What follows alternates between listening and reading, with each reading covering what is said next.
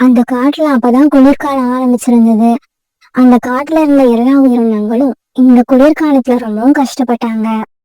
Beauty, வர வர குளிர் அதிகமாயிக்கிட்டே இருக்கு.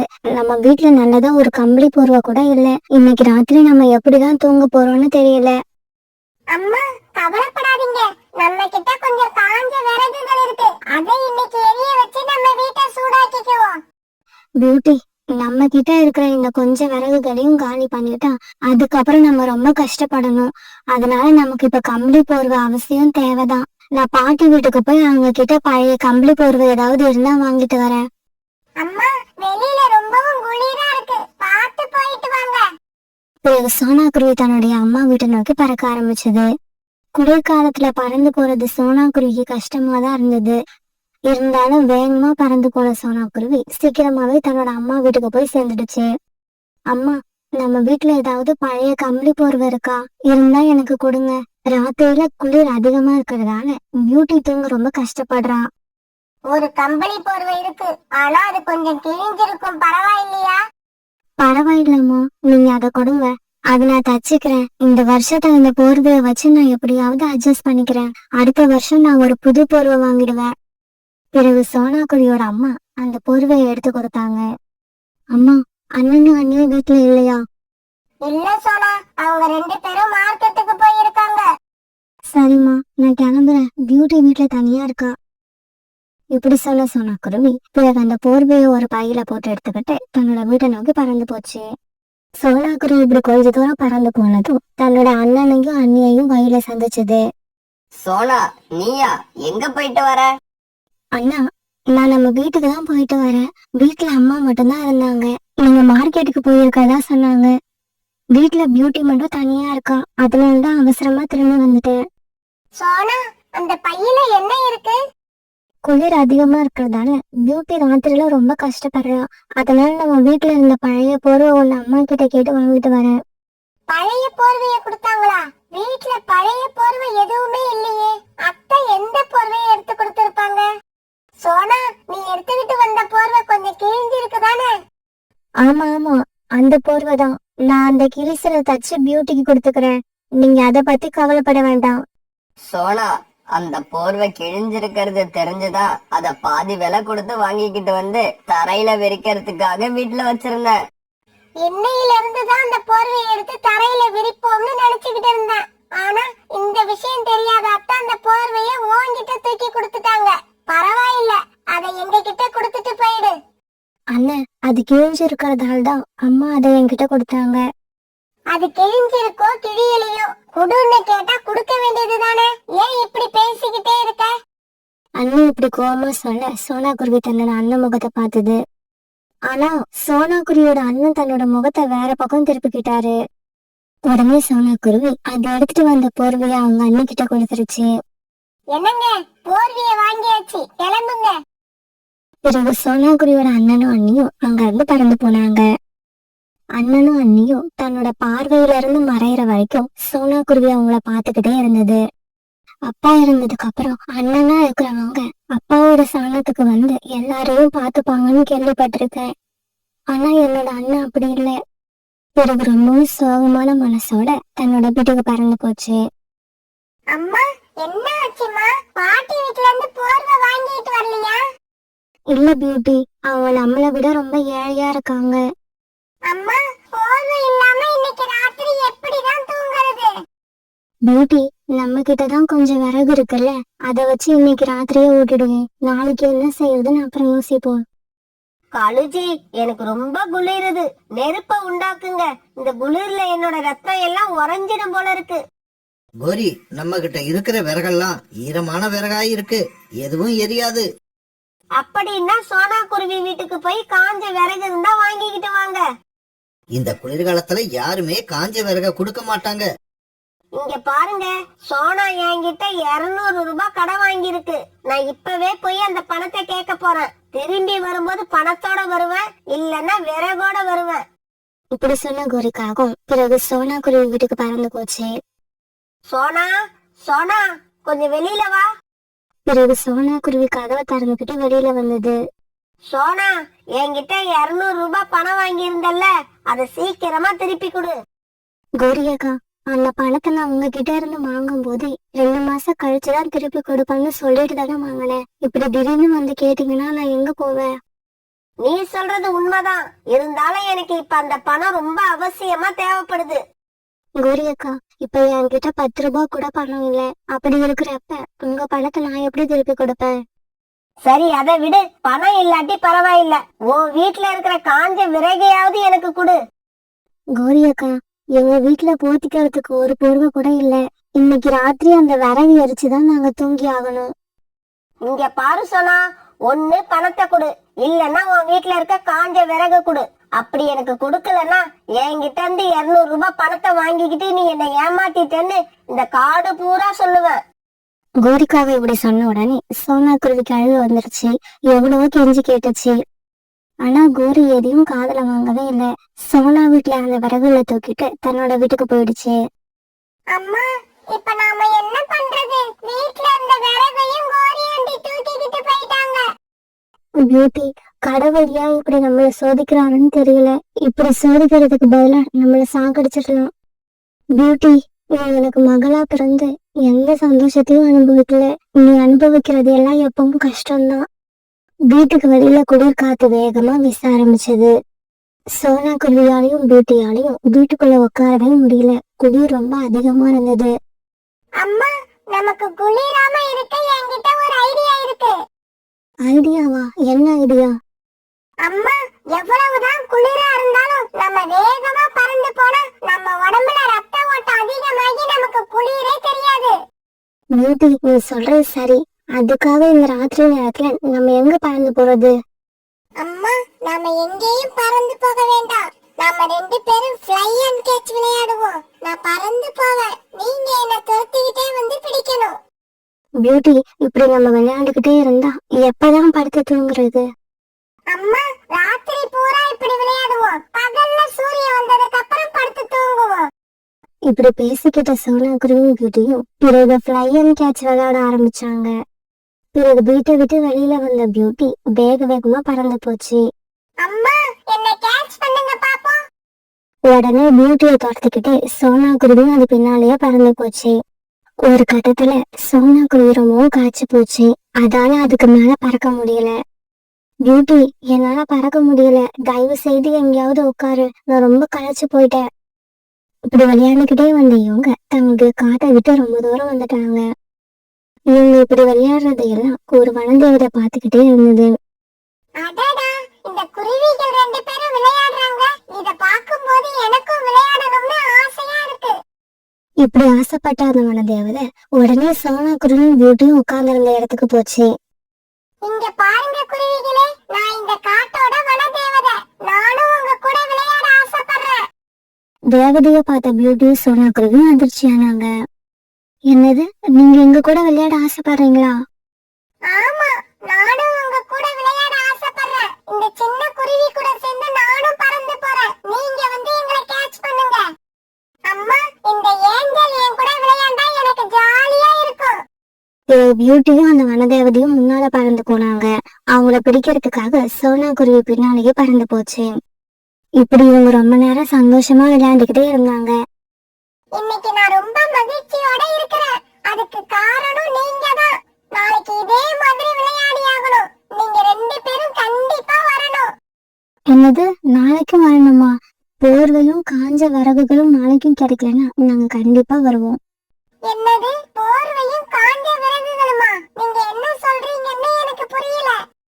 உடனே சோனா குருவி எதுக்காக அவங்க 2 பேரும் விளையாட வந்தாங்க அப்படிங்கிற உண்மைய அந்த தேவதை கிட்ட சொல்லுச்சு. அப்படியா? சரி, நீங்க வீட்டுக்கு போங்க. எனக்கு தூக்கம் வருது. நான் என்னோட வீட்டுக்கு போறேன். இப்படி சொல்லிட்டு வனதேவதை அங்கிருந்து மறைஞ்சு போயிடுச்சு. பிறகு சோனா குருவியும் பியூட்டியும் தங்களோட வீட்டுக்கு பறந்து வந்தாங்க. வீட்டுக்கு வந்து பார்த்த பியூட்டியும் சோனா குருவியும் அதிர்ச்சி ஆயிட்டாங்க. ஏன்னா அவங்களோட கூட்டுல 2 போர்வை இருந்துச்சு. கிச்சன்ல நிறைய விறகுகளும் இருந்தது.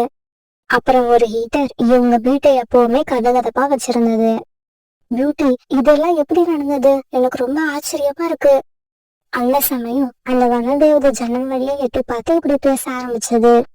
இங்க பாருங்க, இந்த போர்வை, ஹீட்டர், விறகுகள் இப்படி எல்லாத்தையும் நான் தான் உங்களுக்கு கொடுத்திருக்கேன். வனதேவதையே, எங்களுடைய நிலைமையை தெரிஞ்சு எங்களுக்கு உதவுன உனக்கு ரொம்பவும் நன்றி. இங்க பாருங்க, எனக்கு நன்றி எல்லாம் சொல்ல வேண்டாம். நாளைக்கு ராத்திரி வீடு கதகதப்பா இருக்குன்னு வீட்லயே படுத்து தூங்கிடாதீங்க. என் கூட விளையாட வந்துருங்க. வனதேவதை இப்படி சொன்னதை கேட்டுட்டு சோனா குருவி பியூட்டியும் மனசு விட்டு சிரிச்சாங்க. நகரத்துல இருந்து வெகு தூரம் தள்ளி இருந்த அடர்த்தியான காடு அது. அந்த காட்டுல இருந்த பறவைகள் எல்லாம் தங்களுக்கு தெரிஞ்ச வேலைகளை செஞ்சு பணம் சம்பாதிச்சு நிம்மதியா தங்களோட வாழ்க்கைய ஓட்டிக்கிட்டு இருந்தாங்க. அந்த காட்டுல சின்ன வீட்டுல வாழ்ந்துகிட்டு இருந்த சோனா குருவியும் ராணா குருவியும் தங்களுக்கு சொந்தமா இருந்த கொஞ்ச நிலத்துல உருளைக்கிழங்கு விவசாயம் பண்ணிக்கிட்டு இருந்தாங்க. அதே காட்டுல இன்னொரு பக்கம் இருந்த வீட்டுல காலுக்காகவும் கோரிக்காகவும் வாழ்ந்து வந்தாங்க. அவங்களுக்கு சொந்தமான வயல்ல உருளைக்கிழங்கு தான் விவசாயம் பண்ணியிருந்தாங்க. ஆனா எப்பவுமே சோனா குருவி வயலை விட காகங்களோட வயல்ல தான் விளைச்சல் அதிகமா இருக்கும். அதை நினைச்சு காகங்கள் எப்பவுமே கர்வம் பிடிச்சுதான் இருப்பாங்க. அவங்களோட பேச்சு செயல் எல்லாத்துலயும் அந்த கர்வம் வெளிப்பட்டுக்கிட்டே இருக்கும். ஒரு நாள் மதியானம் ராணா குருவி, சோனா குருவி, அவங்க பொண்ணு பியூட்டி 3 பேரும் தங்களுடைய வயல்ல வேலை பார்த்துக்கிட்டு இருந்தாங்க. காலுஜி, இந்த மத்தியான நேரத்துல கூட ஓய்வு எடுக்காம சோனா குருவி குடும்பம் வயல்ல எப்படி வேலை செய்யுதுன்னு பாருங்க. கோரி, சோனா குருவியோட குடும்பம் 24 மணி நேரமும் வயல்ல பாடுபட்டா கூட நம்ம வயல்ல விளையிற உருளைக்கிழங்க விட அதிக விளைச்சலை ஒரு நாளும் அவங்களால கொடுக்கவே முடியாது. காலுஜி, அங்க பாருங்களேன், சோனா குருவி ராணா குருவியும் தான் வேலை செய்யறாங்கன்னு பார்த்தா அவங்களோட சின்ன பொண்ணு பியூட்டியும் இந்த வெயில்ல வந்து வேலை பார்க்குது பாருங்க. கோரி, இந்த காட்டுல உள்ள எல்லா பறவைகளும் அங்க போய் வேலை பார்த்தாலும் சரி, கடைசியா லாபம் அதிகமா சம்பாதிக்க போறது நாமளாதான் இருப்போம். பியூட்டியோட அப்பா, இன்னைக்கு நம்ம வயல்ல வேலை செஞ்சது போதும்னு நினைக்கிறேன். ஏன்னா இதுக்கப்புறம் நம்ம செய்யறதுக்கு எந்த வேலையும் இல்ல. ஆமா சோனா, நாம வீட்டுக்கு கிளம்பலாம். இன்னும் 2-3 நாள்ல நாம நம்மளோட வயலுக்கு உரம் போட்டாகணும். அதை மட்டும் நாம சரியா செஞ்சுட்டோம்னா அதுக்கப்புறம் நமக்கு வயல்ல அதிகமா வேலை இருக்காது. இப்படி பேசிக்கிட்ட ராணா குருவி, சோனா குருவி, பியூட்டி இவங்க 3 பேரும் தங்களுடைய வீட்டுக்கு திரும்பினாங்க. சோனா குருவியோட குடும்பம் இப்படி வீட்டுக்கு போறத பார்த்த காலுக்காகவும் கோரிக்காகவும் உடனே சோனா குருவியோட வயலுக்கு வந்தாங்க. இப்படி வந்த இவங்க ஒரு உருளைக்கிழங்கு செடிய மண்ணுல இருந்து தோண்டி பார்த்தாங்க. காலுஜி, இங்க பாருங்க, சோனா குருவியோட வயல்ல உருளைக்கிழங்கு பெருசாவும் இருக்கு, நிறையாவும் இருக்கு. ஒரு செடியிலேயே இவ்வளவு உருளைக்கிழங்கு இருந்தா இங்க இருக்கிற எல்லா செடியிலயும் எவ்வளவு உருளைக்கிழங்கு வரும்? கோரி, இதுக்கு நாம ஏதாவது யோசனை பண்ணியே ஆகணும். இந்த வருஷமும் உருளைக்கிழங்கு அறுவடையில நாம தான் ஃபர்ஸ்டா வரணும். இப்படி பேசிக்கிட்ட காலுக்காகவும் கோரிக்காகவும் பிறகு தங்களோட வீட்டுக்கு கிளம்பி போனாங்க. பிறகு ராத்திரி ஆச்சு. அந்த காட்டை சுத்தி கருமேகங்கள் சேர்ந்து மழை பெய்ய ஆரம்பிச்சது. அப்பா, இந்த நேரத்துல மழை பெஞ்சா நம்ம வயல்ல பயிரிட்டு இருக்கிற உருளைக்கிழங்குகளுக்கு நல்லதா கெட்டதா? பியூட்டி, இப்படியே மழை பெஞ்சு நம்ம வயல்ல தண்ணீர் தேங்கி நின்றுடுச்சுன்னா நாம பயிரிட்டு இருக்க உருளைக்கிழங்கு எல்லாம் அழுகி போயிடும். பியூட்டியோட அப்பா, ஏற்கனவே நம்ம வயல் கொஞ்சம் பள்ளத்துலதான் இருக்கு. எனக்கு ரொம்ப பயமா இருக்கு. எனக்கு என்னமோ இந்த வருஷம் கடவுள் நம்மள ரொம்ப சோதிப்பாருன்னு நினைக்கிறேன். சோனா, கவலைப்படாத. நமக்கு என்ன கிடைக்கணும்னு இருக்கோ அது கண்டிப்பா கிடைக்கும். காலுஜி, இந்த நேரத்துல இப்படி மழை பெய்யுது. எனக்கு என்னமோ நம்ம உருளைக்கிழங்கு பயிர்களை நினைச்சாலே ரொம்பவும் பயமா இருக்கு. கோரி, பயப்படாத. நம்ம வயல் நல்லா மேடான இடத்துல தான் இருக்கு. இதுல பயப்பட வேண்டியது சோனா குருவியோட குடும்பம் தான். ஏன்னா அவங்க வயல் தான் பள்ளத்துல இருக்கு. காலுஜி, அப்படின்னா இது நாம சந்தோஷப்படக்கூடிய விஷயம்தான். சீக்கிரமா வாங்க, நம்ம வயலுக்கு போய் நம்ம வயல்ல உள்ள நீரையும் சோனா குருவி வயலுக்கு போற மாதிரி செஞ்சிருவோம். ஆமா கோரி, நாம அப்படி செஞ்சா எல்லா தண்ணீரும் சோனா குருவி வயல்ல தேங்கி நின்று அவங்க வயல்ல விளைஞ்சி இருக்கிற எல்லா உருளைக்கிழங்கு பயிர்களும் அழுகி போயிடும். இப்படி பேசிக்கிட்ட காலுக்காகவும் கோரிக்காகவும் பிறகு அந்த ராத்திரியில தங்களோட வயலுக்கு பறந்து போனாங்க. காலுக்காகவும் கோரிக்காகவும் தங்களோட வயல தேங்கி நின்ற எல்லா நேரமும் சோனாக்குருவி வயலுக்கு போற மாதிரி செஞ்சாங்க. கொஞ்ச நேரத்துல சோனாக்குருவி வயல் முழுக்க தண்ணீரால நனைஞ்சு விளைஞ்சது. இதுக்கப்புறம் மழை விட்டா கூட சோனா குருவி தன்னோட வயல்ல பயிரிட்ட உருளைக்கிழங்கு பயிர்களை அறுவடை பண்ணி அதுல லாபம் சம்பாதிக்கவே முடியாது. இப்படி பேசிக்கிட்ட காலுக்காகவும் கோரிக்காகவும் பிறகு தங்களுடைய வீட்டுக்கு பறந்து போனாங்க.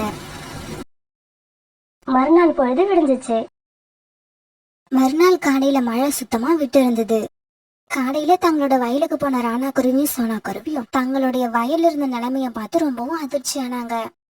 அவங்க வயல் முழுக்க தண்ணீரால நிரம்பி வழிஞ்சது. பியூட்டியோட அப்பா, என்ன இது, நம்ம வயல் பூரா தண்ணி தேங்கி நிக்குது. நம்மளோட உருளைக்கிழங்கு பயிர்கள் எல்லாம் இந்நேரம் அழுகி போயிருக்கும்.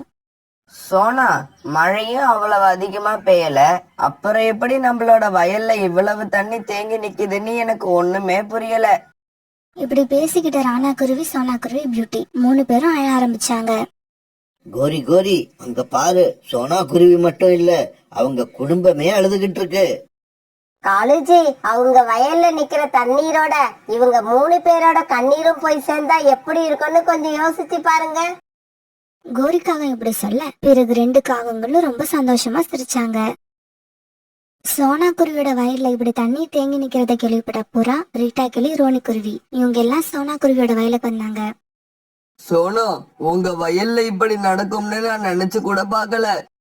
புறாண்ணா, உங்களுக்கே தெரியும், எங்க குடும்பமே பகல் பூரா இந்த வயல்ல நின்னுதான் வேலை செய்யறோம். எங்களோட உழைப்பெல்லாம் இப்படி வீணா போகும் நான் நினைக்கவே இல்ல. புறா, அறுவடைக்கு இன்னும் 2 நாள் தான் இருக்கு. இந்த சமயத்துல இப்படி நடந்ததை என்னால தாங்கிக்கவே முடியல. இப்படி சொன்ன ராணா குருவி அழ ஆரம்பிச்சது. ராணா, சோனாவுக்கு ஆறுதல் சொல்ல வேண்டிய நீயே இப்படி அழுதுகிட்டு இருந்தா உனக்கு யார் ஆறுதல் சொல்றது? ராணா, சோனா, நீங்க 2 பேரும் அழறத விட்டுட்டு அடுத்தது என்ன செய்யலாம்னு யோசிச்சு பாருங்க. ராணா, எனக்கு ஒரு யோசனை வருது. உங்க வயல்ல இப்ப தண்ணீர் நிறைய தேங்கி நிக்குது. இந்த மாதிரி தண்ணீர் தேங்கி நிக்கிற வயல்ல நீங்க நெற்பயிர் பயிரிட்டீங்கன்னா விளைச்சல் ரொம்பவும் நல்லா இருக்கும். என்கிட்ட நெற்பயிரோட நாத்துக்கள் நிறைய இருக்கு. நீங்க அதை வாங்கிக்கிட்டு வந்து இப்பவே இந்த வயல்ல நெற்பயிர் விவசாயம் பண்ணுங்க.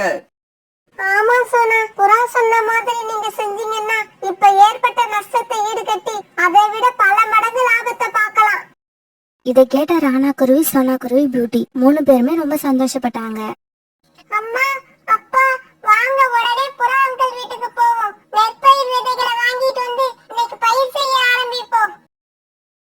பிறகு ராணா குருவி, சோனா குருவி, பியூட்டி இவங்க 3 பேரும் புறா கூட அது வீட்டுக்கு பறந்து போனாங்க.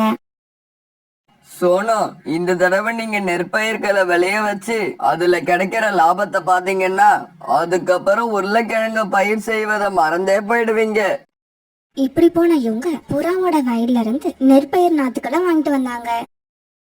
பிறகு ராணா குருவியோட குடும்பம் அந்த நெற்பயிர் நாத்துக்களை வாங்கிட்டு வந்து தங்களோட வயல்ல நட்டு வச்சாங்க. கோரி, அங்க பாரு, சோனா குருவியோட குடும்பமே வயல்ல இறங்கி என்னவோ பண்ணிக்கிட்டு இருக்காங்க. காலேஜி, சோனா குருவியோட குடும்பம் தேங்கி நிக்கிற தண்ணியில இறங்கி நண்டு பிடிச்சிட்டு இருக்குதுன்னு நினைக்கிறேன். இப்படி சொல்லிட்டு கோரிக்காகவும் காலுக்காகவும் விழுந்து விழுந்து சிரிக்க ஆரம்பிச்சாங்க. இப்படியே சில நாட்கள் நகர்ந்துச்சு. இப்ப சோனா குருவியோட வயல்ல நெற்பயிர்கள் நல்லா விளைஞ்சு வர ஆரம்பிச்சது. இதே சமயத்துல காலுக்காக தன்னோட வயல்ல இருந்த உருளைக்கிழங்கு எல்லாம் அறுவடை பண்ணி மார்க்கெட்டுக்கு கொண்டு போக தயாரானாங்க. இப்படி அறுவடை பண்ண உருளைக்கிழங்கு எல்லாத்தையும் எடுத்துக்கிட்டு காலுக்காகவும் கோரிக்காகவும் தங்களுடைய தள்ளு வண்டியில வச்சு தள்ளிக்கிட்டு மார்க்கெட்டுக்கு கொண்டு போனாங்க. ஆனா பாவம், இவங்க உருளைக்கிழங்கு எடுத்துட்டு போன சமயம் மார்க்கெட்ல நிறைய உருளைக்கிழங்குகள் வந்துகிட்டு இருந்ததால ரொம்பவும் குறைச்சலான விலைக்கு தான் போச்சு. ஜம்ஜம் அண்ணா, நாங்க உருளைக்கிழங்கு எடுத்துட்டு வந்திருக்கோம். இதை என்ன விலைக்கு வாங்கிப்பீங்க? கோரி, இந்த வருஷம் உருளைக்கிழங்கு எங்க பார்த்தாலும் நல்லா விளைஞ்சிருக்கு. அதனால உருளைக்கிழங்கு ரொம்பவும் குறைச்சலான விலைக்கு தான் போகுது. உருளைக்கிழங்கு எனக்கு வேண்டாம், வேற யார்கிட்டயாவது வேணுமான்னு கேட்டு பாருங்க. பிறகு காகங்கள் மார்க்கெட்ல உள்ள எல்லா கடையிலையும் தங்களோட உருளைக்கிழங்கு வாங்கி சொல்லி கேட்டு பார்த்தாங்க. ஆனா இவங்க உருளைக்கிழங்கு யாருமே வாங்கல. பிறகு ஒரு வழியா தங்களோட உருளைக்கிழங்கு ரொம்பவும் குறைச்சலான விலைக்கு வித்துட்டு காலுக்காகவும் கோரிக்காகவும் ரொம்ப சோகமா தங்களோட வீட்டுக்கு திரும்பினாங்க. காலேஜி, நான் இந்த உருளைக்கிழங்க பத்தி என்னென்னவோ கனவு கண்டுகிட்டு இருந்தேன். கடைசியா எதுவுமே நடக்காம போயிடுச்சு. கோரி, நாம உருளைக்கிழங்கு விதை வாங்கின காசு கூட நமக்கு முழுசா வந்து சேராதுன்னு நினைக்கிறேன். இப்படி ஒரு நஷ்டம் நமக்கு வரும்னு நான் நினைச்சு கூட பார்க்கல. அதுக்கப்புறம் கொஞ்ச நாள்ல சோனா குருவியோட நெற்பயிர்களும் நல்லா விளைஞ்சு வந்து அறுவடைக்கு தயாராயிடுச்சு. இத பார்த்த ராணா குருவி, சோனா குருவி, பியூட்டி இவங்க 3 பேருமே ரொம்ப சந்தோஷமானாங்க. இந்த சமயத்துல புறாவும் ரீட்டாய்க்கிளியும் அங்க வந்தாங்க. என்ன ராணா, உருளைக்கிழங்கு பயிர்கள் எல்லாம் தண்ணீர்ல முழுகி அழுகி போன சமயத்துல ரொம்ப அழுதுகிட்டே இருந்தீங்க. அந்த சோகம் எல்லாம் இப்ப எங்க போச்சு? புறாண்ணா, நீங்க செஞ்ச உதவியை மறக்கவே முடியாது. தேவையான சமயத்துல வந்து நல்ல யோசனை சொன்னீங்க. இவங்க எல்லாம் இப்படி பேசிக்கிட்டு இருக்கப்ப சோனா குருவியோட வயல்ல ஏதோ விளைஞ்சிருக்கிறத பார்த்த காலுக்காகவும் குறிக்காகவும் பிறகு சோனா குருவியோட வயலுக்கு வந்தாங்க. சோனா, உங்க வயல்ல ஏதோ பயிர்கள் நிறைய விளைஞ்சிருக்கு, இது எப்படி? கோரியக்கா, மழை பெஞ்சதால எங்களோட வயல்ல தண்ணீர் நிறைய தேங்கிதான் நாங்க பயிரிட்டு இருந்த உருளைக்கிழங்கு எல்லாம் அழுகி போயிடுச்சு. இருந்தாலும் நெற்பயிர்களை விளைவிக்க தண்ணீர் நிறைய தேவை. அதனால நாங்க அந்த சந்தர்ப்பத்தை பயன்படுத்தி எங்களோட வயல்ல தேங்கி நின்ன தண்ணீர்ல நெற்பயிர்களை விளைவிச்சோம். அந்த நெற்பயிர்களும் இப்ப நல்லா விளைஞ்சு வந்திருக்கு. சோனா, இப்படி எல்லாம் நடக்கும்னு தெரிஞ்சிருந்தா நாங்க எங்க வயல்ல இருந்த தண்ணீரை எல்லாம் உங்க வயலுக்கு அனுப்பியிருக்க மாட்டோம். நாங்களே நெற்பயிரை விளைவிச்சிருப்போம். இப்படி சொன்ன கோரிக்காகவும் காலுக்காகவும் ரொம்ப சோகமா அந்த இடத்த விட்டு பறந்து போனாங்க. சோனா, பாத்தியா, நம்ம வயல்ல தண்ணீர் தேங்கி நின்னதுக்கு காரணமே இந்த காகங்கள் தான். அந்த உண்மை இப்ப காகங்கள் வாயாலேயே வந்துருச்சு. ராணா, சோனா, நீங்க 2 பேரும் இதுக்கப்புறம் தான் ஜாக்கிரதையா இருக்கணும். இந்த நெற்பயிரை நீங்க எப்ப அறுவடை பண்ண போறீங்க? புறாண்ணா, நாளைக்கு காலையிலேயே நாங்க அறுவடை ஆரம்பிச்சிடலான்னு இருக்கோம். அப்படின்னா இன்னைக்கு ராத்திரி நீங்க ரொம்பவும் ஜாக்கிரதையா இருக்கணும். ரீட்டா, நாமளும் இன்னைக்கு ராத்திரி இங்க வந்து சோனா குருவியோட வயலை காவல் காப்போம். ஆமாம் புறா, காகங்கள் இந்த நெற்பயிர்கள் அழிக்க என்ன வேணாலும் பண்ணுவாங்க. பிறகு ராத்திரி ஆச்சு. காலுஜி, சோனா குருவியோட வயல்ல விளைஞ்சிருக்கிற நெற்பயிர்களை பார்த்ததுல இருந்து என்னோட நெஞ்சு நிம்மதி இல்லாம தவிக்குது. கோரி, நான் மட்டும் என்ன சந்தோஷமாவா இருக்கேன்? நாளைக்கு காலையில அவங்க எப்படி இருந்தாலும் பயிர்களை அறுவடை பண்ணிடுவாங்க. அது நடந்துருச்சுன்னா அவங்க பணக்காரங்க ஆவறதை யாராலும் தடுக்க முடியாது. காலுஜி, விடியறதுக்குள்ள நாம ஏதாவது பண்ணி ஆகணும். ஏன் இப்படி செஞ்சா என்ன? நாம இப்பவே போய் அந்த விளைஞ்சிருக்கிற நெற்பயிர்களை எல்லாம் தீ வச்சு கொளுத்திடுவோம்.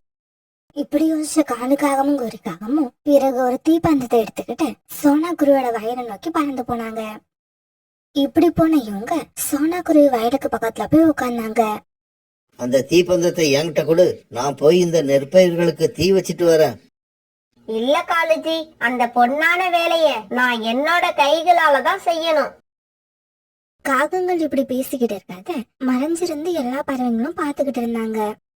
சரி சரி, எல்லாரும் வாங்க. இதுக்கப்புறம் இந்த காகங்களை நாம பேச விடக்கூடாது. பிறகு எல்லா பறவைங்களும் காகங்கள் மேல பாய்ச்சி அவங்களை அடிக்க ஆரம்பிச்சாங்க. விட்டுருங்க, எங்களை விட்டுருங்க. நாங்க எதுவும் செய்யல, சும்மா வேடிக்கை பார்க்க தான் வந்தோம். ஆமா ஆமா, நாங்க வேடிக்கை பார்க்க தான் வந்தோம். எங்களை நம்புங்க, எங்களை விட்டுருங்க, எங்களை அடிக்காதீங்க, எங்களால வலி தாங்க முடியல. இப்படி எல்லா பறவைங்களும் சேர்ந்து காலுக்காகத்தையும் கோரிக்காகத்தையும் ஆத்திரம் தீர அடி பின்னி எடுத்தாங்க. என்ன காலு, கோரி 2 பேரும் எதுக்கு இங்க வந்தீங்க? விளைஞ்சிருக்க நெற்பயிர்களுக்கு தண்ணீர் ஊத்திட்டு போலான்னு வந்தீங்களா? இதுக்கப்புறம் உங்க பார்வை கூட எங்க வயல்ல விழக்கூடாது. அப்படி பாத்தீங்க 2 கண்ணையும் நோண்டி எடுத்துடுவோம். இப்படி எல்லா பறவைங்க கிட்டையும் அவமானப்பட்ட காலுக்காகவும் கோரிக்காகவும் பிறகு அந்த இடத்த விட்டு பறந்து போனாங்க. மறுநாள் ராணா குருவி, சோனா குருவி, பியூட்டி இவங்க 3 பேரும் சேர்ந்து தங்களுடைய வயல் பூரா அறுவடை செஞ்சு முடிச்சாங்க. பிறகு அந்த நெற்பயிர்களை மார்க்கெட்டுக்கு கொண்டு போய் அதிக விலைக்கு வித்தாங்க. அதுல வந்த லாபத்தை வச்சு அவங்களோட குடும்பம் ரொம்பவும் நல்ல நிலைமைக்கு வந்தது. சோனா, நாம உருளைக்கிழங்கு பயிர் பண்ணிருந்தா கூட நமக்கு இந்த அளவுக்கு லாபம் வந்திருக்காது. ஆமா பியூட்டியோட அப்பா, லாபம் வந்தது மட்டும் இல்ல, நம்ம இந்த வருஷம் முழுக்க சாப்பிட தானியங்களும் நம்ம கிட்ட இருக்கு.